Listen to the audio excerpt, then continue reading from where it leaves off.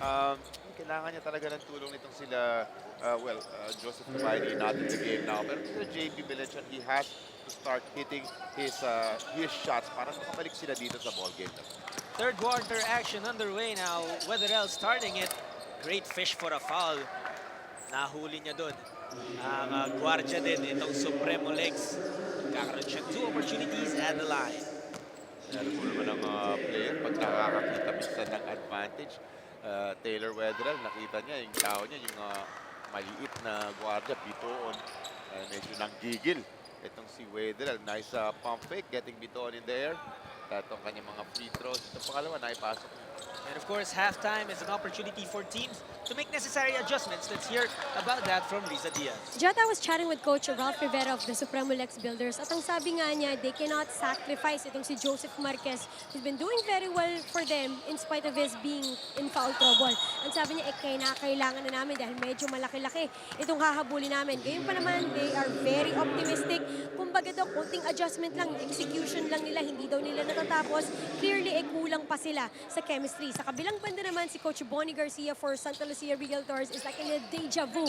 Kumbaga, nangyari na to na malaki yung lamang nila at ayaw na nilang pabayaan. Kaya ang sabi niya, kung meron daw silang i-adjust, tulad nga nung first game, dapat hindi sila lumaylay, lalong-lalo na sa depensa. Chat.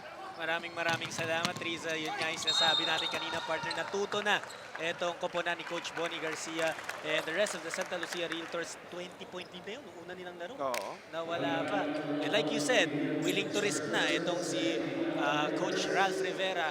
Papasok na si Marquez kasi siya lang talaga halos nakaka-score for them in this game so far. Case of wala na nga, wala nang choice itong si Coach Ralph Rivera. Pero ito, isang magandang move galing dito kay Biton, changing hands in mid-air, gets fouled by Mac Montilla, makes his first free throw. Titignan natin kung makakapalit ng kanilang medyo game change, pero misses his second free throw. Importante, pagka ganyan, you have mga consecutive stops ka, and then consecutive basket. Just get back into the ball. Fumbled pass will lead to a turnover para dito sa Santa Lucia. Babalik ang bola sa Supremo Lex. It's still a 14-point deficit that they're up against. Yeah, they can work on that. Very a good stop on one side. Dito, very important. It may be very early in the third quarter yet, but this is an important possession. Sayang yung tira ni Marquez that time. JP Valencian, isang tao na talagang kakailanganin nila maging active dito sa second half. Mac Montilla, great move ha. Sayang nga lang, and importante asking na the referee to look at that kick. Natamaan daw siya when Mac Montilla took flight that time around. Si Mac parang hands in the air eh. Yeah. Hang time siya eh, ganun. Tapos binubombo yung bola, nagulat ka eh. No? Ganda ng galaw nitong si Mac Montilla. Parang ang tagal niya kasi doon. Pwede ba yun? May ganun na player eh, 2 types eh. May quick jumper, si Arwin, ganyan bilis player eh. Pero may iba parang mag-glide eh, no? Yeah, exactly what we saw nga dito kay Mac Montilla.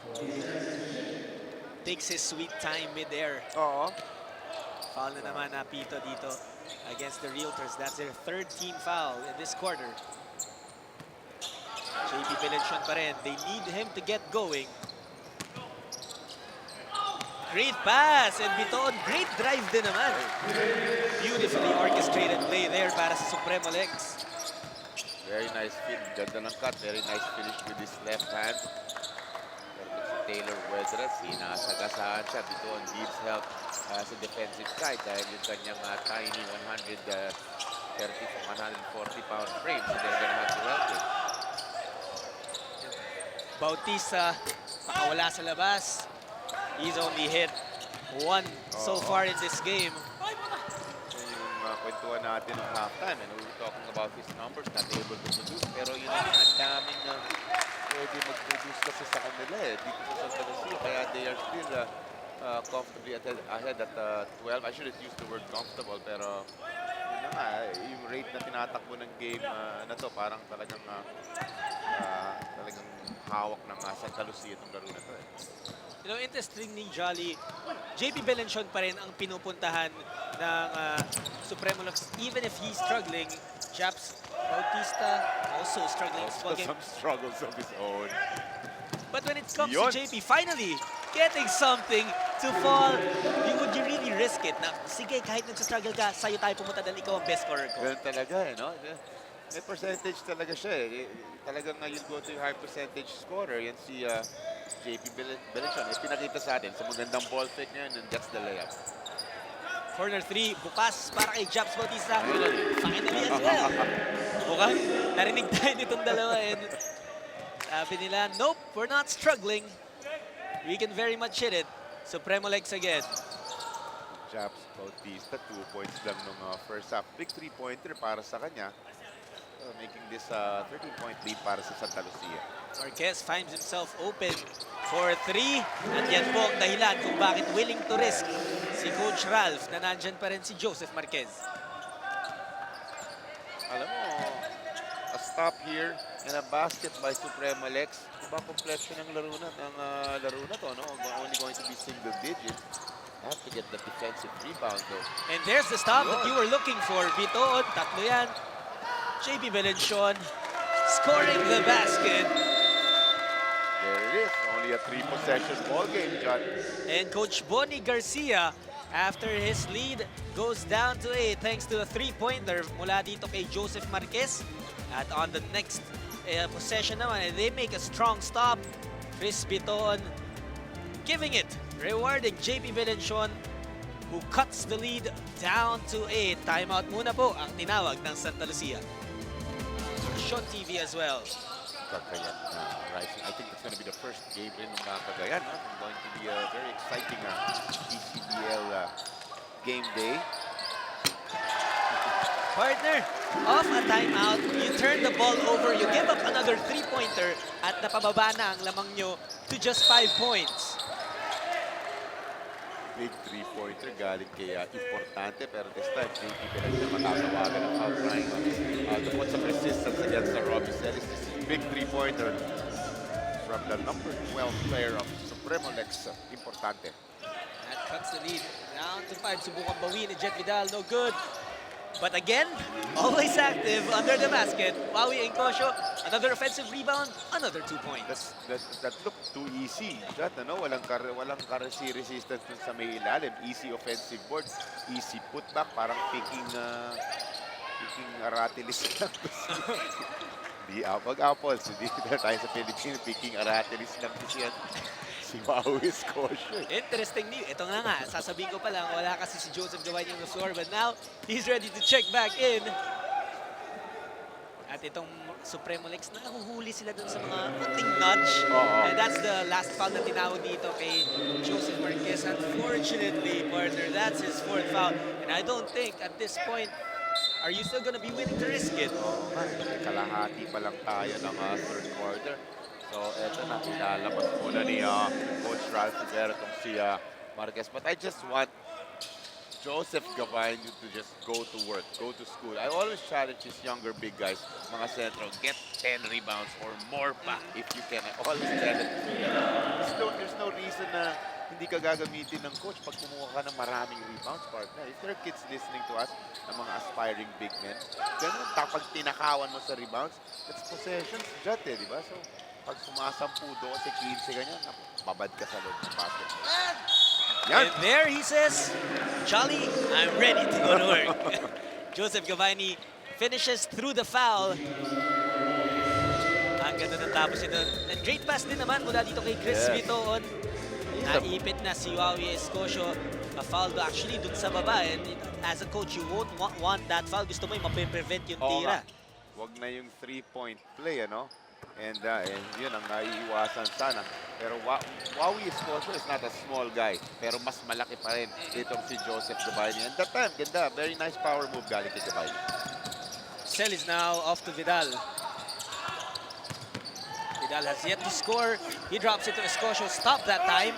But overpowers Santos and Gavani combined. Nice block na sana yung initial, no? Pero staying with the play, Wawi Escosio gets another putback. Ito na ito si Escosio already has 12 points in total. At yung 12 points sa pulot-pulot lang. Oo. Dennis Santos, 3-pointer. His first 3 points of the game. But very timely dahil nga dito nagkahabol ang kanyang koponang Supremo Lex. Vidal now with the basketball. He's been attacking. Still no good for him. Pero nakakuha ni Onuberi who gets fouled dyan. Pumunta sa free throw line to shoot 2 freebies. Mga matatalinong scorers, kasi talaga not able to get their shots from the outside. They're taking naman inside. Ang maganda nangyari dito naman po ng offensive board on Mubere free throws para sa kanya. Third foul yan, tinawag kay Dennis Santos. Yeah, foul trouble at that position dahil sila ni Joseph Marquez yung nagpapalitan who already has 4. Onuberi gets the first one to drop. Lisa also made mention of this number 20 player ng Supremo Lex, Hornacion. Of course, sila Coach Ralph Rivera expecting him to put up some numbers to help his team. Pero some free throws and breathing room ang binigay itong si Juan Rivera for his Santa Lucia team. Kamasura little too aggressive sa kanyang depensa. Nakakita na silaw na kaya niyang sundutan mula sa likod. Ito si importante. Natakawan. Sometimes as a player, ang dali mag-fall doon sa trap na yun. Nakita, uy, kaya ko yata ito. He has to be careful because they're in the penalty already. Importante. No shoot 2. Una, pasok. And then again, may mga player na mga matatalino, ililitaw yung bola para matakawan ka, parang ibe-bait ka. No? Hop! Tapos, Sabay bawi, di ba? Sabay hatak, sabay bawi. No? And we started this quarter na ang lamang ng Santa Lucia was at a high of 14. Now, partner, 5 na lang ang inahabol. Enough time, syempre, para dito sa Supremo Lex to catch up. They're putting the pressure in the backcourt. Vidal escapes it. Papaalala natin yung biggest lead at 14. Ayan na, kinain na nitong Supremo Lex. That was a very important basket. Dahil 5 na lang yun, and it's back to 7. Very nice left-handed layup from Juan Rivera. Fearless drive mula doon with 8 points already. Salas misses that jumper. Sarangay secures the ball. Wetherell, the steady point guard, setting his team up. An offensive foul ang itinawag kontra kay Sydney Onwuberi. That's gonna cost them. Sayang, ang ganda pa naman ng move niya other time. Something happening away from the ball. Eksakto dun sa camera. Sa camera, si Santos talagang inaalis na, minasiwas niya lang. Tawagan siya ng foul. And Coach Ralph Rivera wants to make sure that something good happens out of this. He wants to talk. Yung iba hindi pa tayo masyado pamilyar, pero certainly what we can guarantee you, ang talento nandito talaga.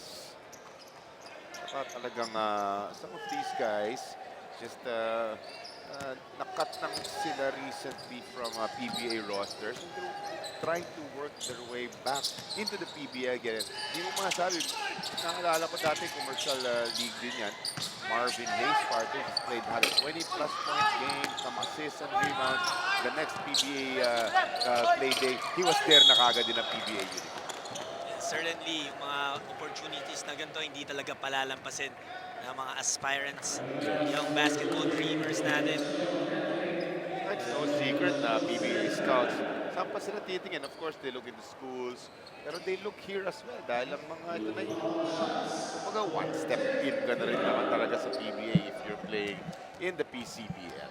Jet Vidal fouled that time and will shoot free throws. Alam naman natin, shooter to. Has no trouble sinking the first one. Only a second point of the ball game. Yung mga binibuild up natin ng mga scorers kanina in the beginning. Pero kasi their numbers, grabe. Yes. 25 and 15 nung nakaraang laro. That's talking about Jet Vidal and Japs Bautista. Hindi masyado maraming production. It's the big guys. It's Wawi Escocio doing the damage. And Mac Montilla and Robbie Ceris para sa Santa Lucia. Kahit sa kabilang team si JP Belenchon, hindi pa rin masyado nagpaparamdam. yung- Even Joseph Gabayni. Here he is, however, firing his way, kicking out. Santos, Preciado, pasok.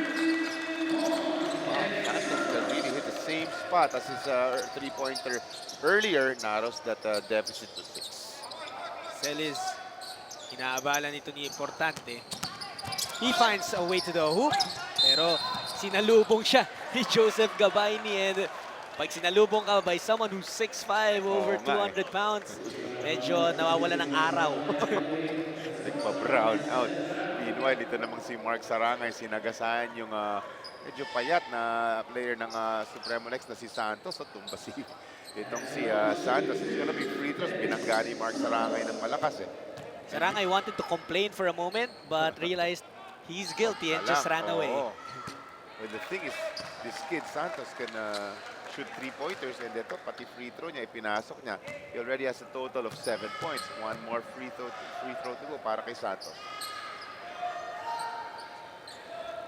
No problem para kay Santos dyan sa pangalawang free throw.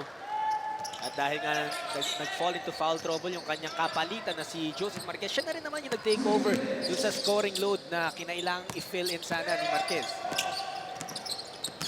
Here's Vidal. Kicks it out kay Onuberi. Maraming nag-aabang sa kanya sa ilalim. And the ball will sail out of bounds. Pupunta sa Supremo Lex. Very good stop para sa Supremo. Ang ganda ng power move nitong si Onuberi. Attack ba, isang strong dribble, tapos parang jump hook, pero niluwa lamang ang bola. Only a 4-point ball game, got out. They go na to Gabayni, pero alam na, sasabayan talaga ni Sarangay itong bigat ni Gabayni. Onuberi, he has Celis on his right side, decides to go by himself. Pero nakuha naman ni Celis ang offensive rebound. Chet Vidal attacking, finds some daylight. Parang nasa ilalim ng kilikili kinalusot itong si Jet Vidal yung tira na yun. Alam mo, napapansin ko parang umuuso yung ganong tira, partner. Weatherell gets a walk in the park. Thanks sa aggressiveness niya at ni Onuberi na reward sila with easy 2 points. Lead is back up to 8. Pero Jet, yung sinasabi, yung kilikili shot na sinasabi natin na yan, sinasabi mo na, uy, Gonzalez against Weatherell, just decks Weatherell. Yung kilikili shot, partner, kala mo madali gawin, hindi din, may timing din. Siyempre, yung iba susupalkalin lang yun, di ba? Kung paano mo biglang ilalagay mo dun sa may ilalim ng kamay. Merong magaling talaga doon. Johnny Abarrietos yata pangalan nun. Ginawa pa nga niya kay EJ White nung nakaraan eh. Gulot si EJ, walang kakubas-kubas eh. Johnny Abarrietos. Of course, the flying A, one of the legends in Philippine basketball. Jet Vidal, he's starting to get his stroke. 8 points na yan. All in the third quarter. Very important na uminit din sila dahil very pesky Supremo Lex team. They're just within striking distance. Only a 10-point ball game. There has to be a stop though para dito sa Builders. Down to the last few seconds ng ating third quarter, si Weatherell sinusukat ang depensa ng Supremo Lex. And Bitood with another stop. He goes to Hornacion, kaya lang masyadong malakas ang pass, so wasted opportunity. Sayang, they had numbers. Sprinting down on offense. Mas Gabayni, Santos, and Hornacion. Pero malakas ang pasa ng Bitood. Enough for one more try. James Bautista. Layup will not go, and at the end of the third quarter, nababa ng kaunti ang Supremo Lex ang kalamangan. It's only a 10-point lead now, 60-50. When we come back, the last 10 minutes of action between Santa Lucia and Supremo Lex.